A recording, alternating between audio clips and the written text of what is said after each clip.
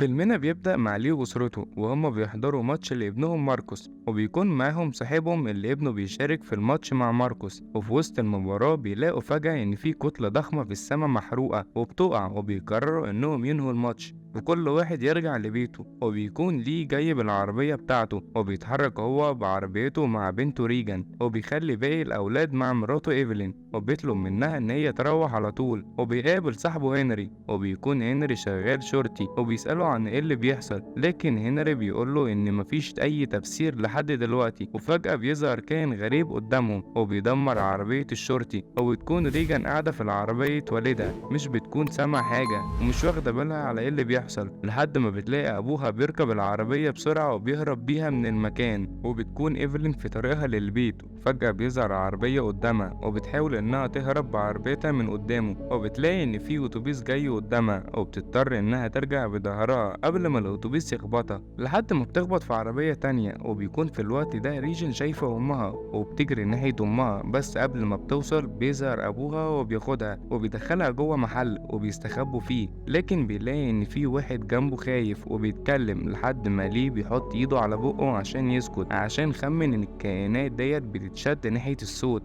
وبيظهر كائن قدام المحل وبيحاول الكل إنهم يبقوا ساكتين، لكن في تليفون بيرن وبيهجم الكائن على المحل وبيبدأ إنه يقتل كل اللي جواه. وبيحاول لي وريجن إنهم يهربوا من الباب الخلفي، لكن الكائن بيفضل يطاردهم بسبب الصوت خطواتهم. وفي نفس الوقت بتكون إيفلين مع باقي أولادها وهم مستخبين ورا عربية الشرطي، لحد ماركوس بيبص على الشارع وبيلاقي أبوه وريجن جايين جري ناحيتهم. وبيظهر الشرطي قدامهم وهو ماسك سلاحه وبيحاول يقتل المخلوق، ولكن الرصاص مش بيأثر فيه، وبيجري الكائن ناحيته وبيقتلهم جنب العربية اللي مستخبي وراها إيفلين وماركوس. وبيكون ده اليوم الأول لظهور الكائنات، وبنيجي لليوم رقم 474 بعد ظهور الكائنات، وبنشوف إيفلين وأولادها خارجين من بيت بعد ليه اتقتل من الوحوش، وبيبدأوا يجمعوا كل حاجة هما عاوزينها من سماعات وراديو وصندوق الطفل العازل للصوت وأدوية والأكسجين، وبيتحركوا من بيتهم عشان يدوروا على مكان مناسب بعد ما بيتهم اتحرق وغرق بسبب الكائنات اللي هاجموهم. أو بيوصلوا لنهاية الطريق الرملي اللي كانوا عاملينه عشان يمشوا عليه عشان خطواتهم ما تعملش صوت،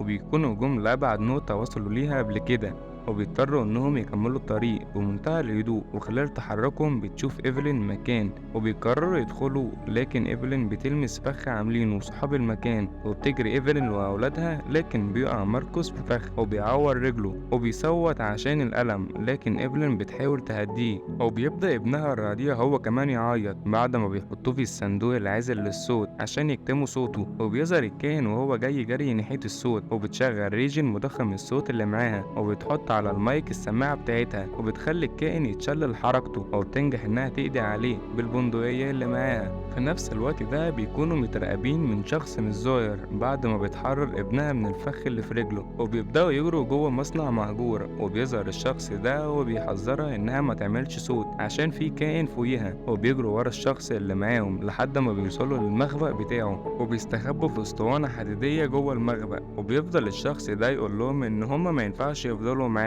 وان لا معاه اكل ولا شرب يكفيهم ولازم يمشوا بعد ما الدنيا تهدى. وبتقدر ايفلين انها تتعرف على صوت الشخص ده، وبتعرف ان هو اميد صديق جوزها، وبتوريله ان هي معاها طفل في الصندوق ومحتاجة مساعدته. وبعدها بيحاولوا انهم يعالجوا جرح ماركوس، ولان الاسطوانة بتكون كاتمة للصوت بيقدر ماركوس انه يصرخ من غير ما يتسمع. وبيكون اميد ظابط الساعة بتاعته على وقت محدد لازم يفتح الباب فيه عشان الاسطوانة بتكون هتخلص من الاكسجين اللي جوه. وبعد ما بيطلعوا من الاكسجين والدنيا بره المصنع بتهدى، بيبدأ اميت انه يكلمها لكنها بتخاف ترد عليه لا تتسمع، لكنه بيطمنها ان سمك الخرسانة كبير ومش سهل يتسمعوا من الكائنات الا لو فوقيهم مباشرة. وبتدي ريجان سماعة لاخوها ماركوس، وفجأة بيسمع ماركوس موسيقى من السماعة اللي لابسها، وكلهم بيتفاجئوا ان في موسيقى بتتذاع على الراديو. وبيقول لها اميت ان الموسيقى دي بتتذاع كل يوم من وقت ما جه المخبأ. وبيقول لها اميت ان مفيش حد عايش، وبيطلب منهم انهم يمشوا تاني يوم ويدوروا على مكان بعيد عنه. وبعد ما بينام بتيجي ريجن تصحي اخوها ماركوس، وبيدخلوا جوه الاسطوانة وبتحط الفوطة اللي بتمنع ان باب الاسطوانة يتقفل، وبتقوله ان هي عرفت ان الموسيقى اللي سمعوها في الراديو مش مجرد موسيقى، وإنها رسالة بتدل على وجود ناس عايشة، وإنها قدرت تعرف محطة الموسيقى دي والمحطة موجودة على جزيرة، وبالتالي لو راحت المحطة ممكن تستخدم السماعة بتاعتها وتخلي التردد بتاعها يتذاع مكان الموسيقى نفسها، وده هيؤدي إن الكائنات تضعف وساعتها يقدروا يقضوا عليهم، وإنها تمشي على طريق القطر والطريق مش هياخد معاها يوم. ولكن ماركوس بيرفض إنه يوافقها على خطتها، وبيقول لها إن مجرد ما مامتك تصحى هيقول لها على كل اللي هي ناوية تعمله عشان تمنعها. ولكن ماركوس بيصحى تاني يوم وبيلاقي ريجن سايبله رسالة، وبتعرف إيفلين إن ريجن هربت، وبتعرف كل خطتها من ماركوس، وبتترجى أميت إنه يرجع لها لأنها مش هتستحمل تخسر حد تاني من عيالها. في نفس الوقت ده بتفضل ريجن ماشية على طريق القطر، وبتشوف كل القطارات متدمرة، وبتحاول تاخد علبة الإسعاف الأولية من القطر، لكن بتعمل صوت وبيجذب كائن ناحيتها، وبيدخل عليها العربية بتاعة القطر وبيفضل يقرب منها، وبتحاول تبعده بتردد صوت السماعة بتاعتها، ولكنه ما بيتأثرش وبيبقى ضعيف، فبتحاول تضربه بالبندقية ولكن الرصاصة ما بتجيش في راسه، ولأنها ماسكة مكبر الصوت ما بتقدرش إنها تضرب رصاصة تانية على الكائن. ولكن في آخر لحظة بينقذها أميت وبيقتل الكائن من ظهره، وبياخدها علشان يستخبوا لحد ما باقي الكائنات تمشي، وبيتكلم معاها عن طريق قرايتها لحركة الشفايف، وبيحاول إن هو يقنعها ترجع معاه تاني البيت، لكنها بترفض وبتطلب منه يساعدها، وبيفضلوا قاعدين في نفس المكان لحد ما الكائنات بتختفى. وبتنام ريجن شوية، وأول ما بتصحى بتلاقي مكبر الصوت والسماعة بتاعتها اختفوا، وبتفتكر إن أميت خدهم وهرب، وبتفضل تعيط، ولكنه بيظهر قدامها وبيقولها إن هو لقى مركب يقدروا يوصلوا بيها للجزيرة، وإنه أخد الجهاز كحماية ليه، وإنه لو قابل الكائنات وهو بيدور. في الوقت ده بتلاحظ إيفلين إن أنبوبة الأكسجين اللي بتستخدمها مع ابنها وهي قافلة عليه الصندوق قربت تخلص، ولازم تروح تجيب بدلها، وتجيب كمان لماركوس دواء مسكن عشان جرحه. ولكن ماركوس بيترجاها تفضل معاه وما تسيبهوش، لكنها بتقوله إنها لازم تروح تدور لأنها مش مستعدة تخسره هو كمان، وبتبدأ تخرج وتدور على المكان تجيب منه الأنبوبة والدواء، وبتمر على قبر ابنها أبوه اللي مات بسبب الكائنات، وبتسيب دبلتها وبتكمل طريقها ناحية أقرب صيدلية. في نفس الوقت ده بيكون ماركوس طلع بره المخبأ عشان يدور على إيفلين أمه، وبيتفاجئ بجثة مرات إيميت قدامه، فبيقع من الخضة وبيعمل صوت قوي وبيخلي الكائنات تدخل المخبأ مرة تانية. وبيدخل ماركوس الأسطوانة بعد ما حط أخوه الصغير اللي كان موجود في الصندوق جوه، وبياخد جهاز الراديو معاه، ولكنه بينسى يحط القماش اللي بتمنع قفل باب الأسطوانة من بره، وبالتالي بيتحبس جوه وما بيقدرش يخرج منها. وبيبدأ إن نسبة الأكسجين بتقل فعلا، وبتكون إيفلين ساعتها وصلت المخبأ وهي معاها اسطوانتين أكسجين، وبتعرف إن في كائن جوه المخبأ وإنه قريب من أولادها، وبتقرر إنها تضرب طلقة من المسدس علشان تجذب الكائن ليها. وأول ما بيطلع لها الكائن بتضرب طلقة في الأسطوانة الأكسجين اللي كانت حطها ورا الكائن، وبتولع في المكان اللي فيه واقف الكائن، لكنه ما بيتأثرش بالنار، لكن بتشغل رشاشات الحريق بتاعة المصنع، وبتقدر إنها تشتت انتباه الكائن وإنه ما يركزش على خطواتها بسبب الصوت، وبتقدر تنزل المخبأ وعشان تنقذ أولادها المحبوسين في الأسطوانة، وبتحط الفوطة عشان الباب ما يتقفلش عليهم بره تاني. وبيكون أميت وريجن وصلوا المينا وبيحاولوا يفكوا أحبال مركب قريبة منهم، لكنهم بيلاحظوا وجود شخص جنبهم لحد ما بيلاقوا بنت صغيرة قاعدة، وبيقرب منها أميت، وأول ما بيقرب منها بتلف البنت حبل مليان أجراس حوالين رقبته عشان ما يقدرش يتحرك، وبيظهر مجموعة أشخاص في المينا عايزين يخطفوا ريجن، وبيسيبوه ويمشوا بعد ما بياخدوا كل حاجة مع ريجن ومنها سماعة الأذن بتاعتها.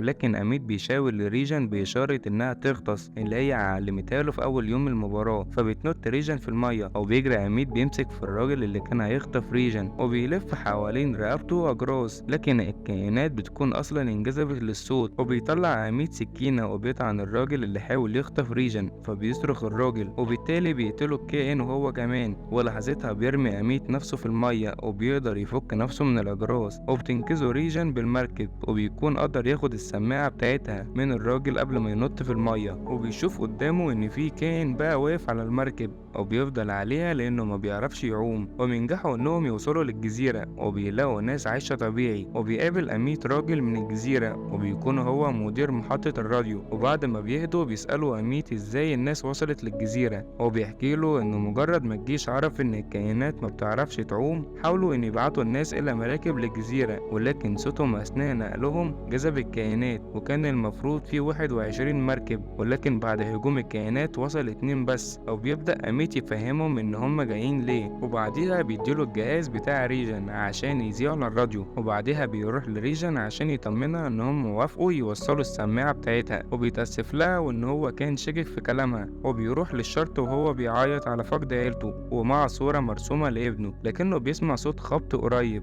وبيروح ناحيته وبيلاقي المركب اللي كان عليها الكائن. لحظة محاولة خطف، وإن المركب فضلت ماشية في البحر لحد ما وصلت الجزيرة، وبيجري أميت عشان يحذر الناس اللي عليها، لكن الكائن بيكون بدأ بقتل الناس. وبيروح ناحية مدير المحطة اللي بياخده بعربيته، وبيفضل مشغل الكلاكس عشان يجذب انتباه الكائن ناحيته، لحد ما بيوصلوا للمحطة وبيهاجمهم الكائن، وبيقدر يقتل مدير المحطة. وبيكمل ريجن وأميت إنهم يوصلوا لمكان البث الرئيسي، وبيكون الكائن معاهم في نفس المكان. وبتحاول ريجن إنها تدخل الأوضة عشان تفصل الموسيقى وتحط بدلها التردد اللي خارج من السماعة بتاعتها، ولكن الباب بتاع الأوضة بيعمل صوت وبيجذب الكائن ناحيتها، وما بتاخدش بالها إن الباب عمل صوت أصلا. وبينط أميت عشان يقفل الباب وراها ويخليها تتحرك أسرع. وبيكون في نفس الوقت ده بتكون إيفلين محبوسة في الأسطوانة ومش قادرين يطلعوا بسبب الكائن، وبيكون الأكسجين اللي في الأنبوبة الجديدة بدأ يخلص، فبتحاول إنها تخاطر بحياتها وتفتح باب الأسطوانة. يمكن يكون الكائن مشى، لكن بتتفاجئ بالكائن وراها وبتجري ناحية الأسطوانة، لكن الكائن بيكسر رجليها. وبيكون ابنها ماركوس ماسك الراديو في ايده وحاطط السماعة في ودنه زي ما قالت له ريجن. وبتنجح ريجن انها توصل للميكروفون بتاع المحطة، وبتحط السماعة في الميكروفون على الهواء، وبتتشل حركة الكائن اللي قدامها واللي قدام أخوها ماركوس لأن مسك الراديو في إيده. وبتقدر إنها تخلص على الكائن اللي قدامها، وبيقدر ماركوس إنه يضرب النار على الكائن اللي قدامه في المخبأ. وبيخلص فيلمنا لحد كده. يا ريت بقى لو الفيديو عجبك تقدر مجهودنا وتعمل لايك للفيديو وتشترك في القناة، وما تنساش تقول لنا رأيك في التعليقات.